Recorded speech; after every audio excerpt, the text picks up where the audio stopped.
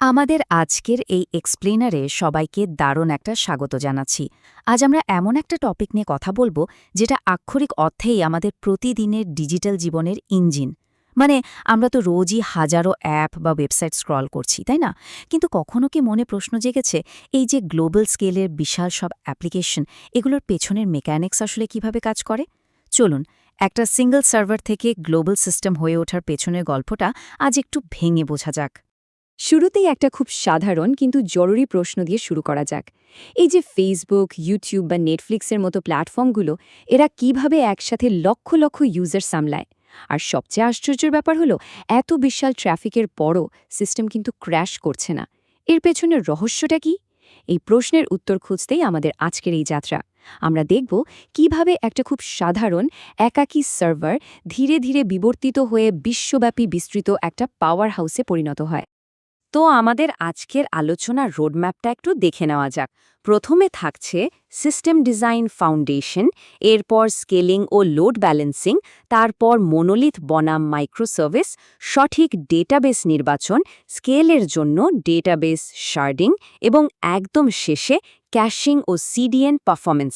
চলুন তাহলে মূল আলোচনায় যাওয়া যাক। তো আমাদের প্রথম সেকশন, সিস্টেম ডিজাইন ফাউন্ডেশন। একদম বেসিক বা গোড়া থেকে যদি শুরু করি, তাহলে সিস্টেম ডিজাইনের মূল ভিত্তিটা আসলে কি? ব্যাপারটা হলো, সাধারণ কিছু কোড লেখা থেকে শুরু করে বড় পরিসরে কমপ্লেক্স সমস্যা সমাধানের দিকে যাওয়ার এটাই কিন্তু প্রথম ধাপ। এখানে একটা মহাসত্য বা রূঢ় বাস্তব কথা বলে রাখি। সিস্টেম ডিজাইনে পারফেক্ট বা নিখুঁত উত্তর বলে কিন্তু কিচ্ছু নেই। এখানে প্রতিটি সিদ্ধান্তই মূলত একটা trade of, performance, availability, consistency, খরচ আর সিস্টেমের জটিলতা, এই সবগুলোর মধ্যে এক ধরনের আপোষ করতেই হয়। সোজা কথায়, একটা সুবিধা পেতে গেলে অন্য আরেকটা দিকে আপনাকে কিছুটা ছাড় দিতেই হবে, এটাই নিয়ম। এবার চলে আসছি আমাদের দ্বিতীয় সেকশনে, স্কেলিং এবং লোড ব্যালেন্সিং। সিস্টেম বড় করার ক্ষেত্রে আমাদের প্রথম যে বড় বাধা বা বটলনেকের মুখোমুখি হতে হয়, সেটা নিয়ে একটু কথা বলি। ধরুন যখন একটা মাত্র সার্ভারে হঠাৎ করে অতিরিক্ত ট্রাফিকের বন্যা বয়ে যায় এবং সার্ভারটা পুরোপুরি ওভারলোডেড হয়ে পড়ে, তখন আসলে সেই পরিস্থিতি কিভাবে সামাল দেওয়া হয়? ঠিক এই জায়গাতেই আসে স্কেলিংয়ের কনসেপ্ট। এটা মূলত দুইভাবে করা যায়। প্রথমটা হলো ভার্টিক্যাল স্কেলিং। ব্যাপারটা অনেকটা এরকম, বিদ্যমান যে মেশিনটা আছে সেটারই প্রসেসর বা র্যাম বাড়িয়ে দেওয়া, ঠিক যেন একটা মাত্র ব্রিজকে আরও চওড়া বা শক্তিশালী করা হচ্ছে। আর অন্যদিকে হরাইজন্টাল স্কেলিং মানে হলো নতুন নতুন সার্ভার যোগ করা, মানে ট্রাফিক সামলাতে সমান্তরালভাবে একাধিক নতুন ব্রিজ তৈরি করে ফেলা। এখন যখন আমরা হরাইজন্টাল স্কেলিং করি, তখন তো অনেকগুলো সার্ভার তৈরি হয়ে গেল, তাই না? কিন্তু এই বিপুল পরিমাণ ট্রাফিককে এই সার্ভারগুলোর মধ্যে ঠিক মতো ভাগ করে দেওয়ার জন্য প্রথম যে অতি জরুরি কম্পোনেন্টটা আমাদের সিস্টেমে যোগ করতে হয়, সেটাই হলো লোড ব্যালেন্সার। এটা একটা ট্রাফিক পুলিশের মতো কাজ করে। পাবলিক ট্রাফিকের চাপকে বিভিন্ন প্রাইভেট সার্ভারের মাঝে একদম সমানভাবে বন্টন করে দেওয়াই এর মূল কাজ। তবে এখানে একটা বেশ মজার ব্যাপার আছে।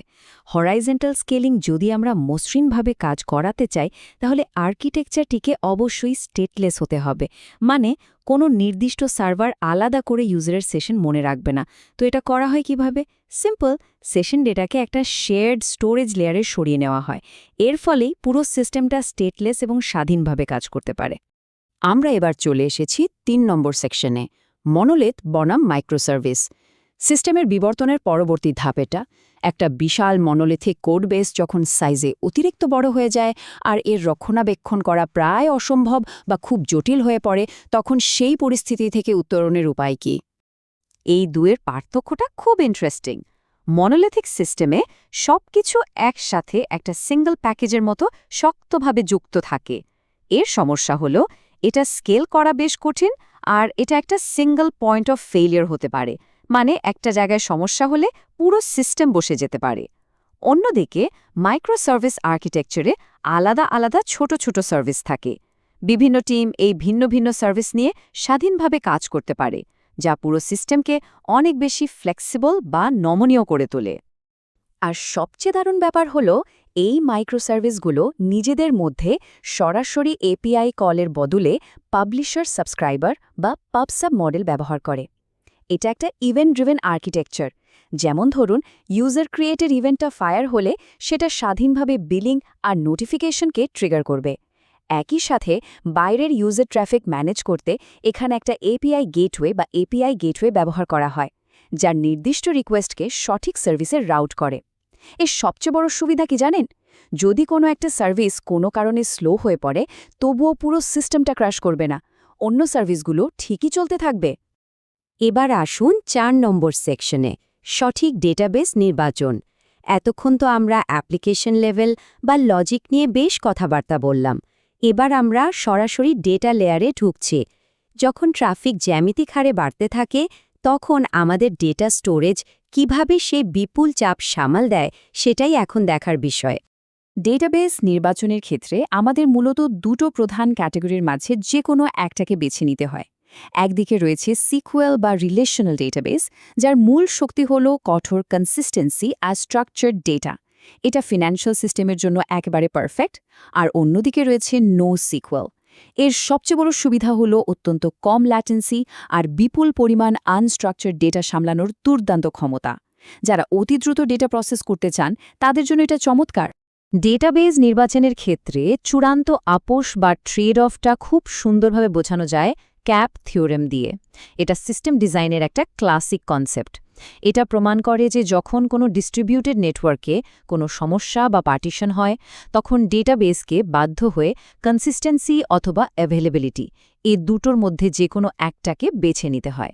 আপনি কখনোই দুটো জিনিস একই সাথে শতভাগ পাবেন না। ৫ নম্বর সেকশন, স্কেলের জন্য ডেটাবেস শার্ডিং।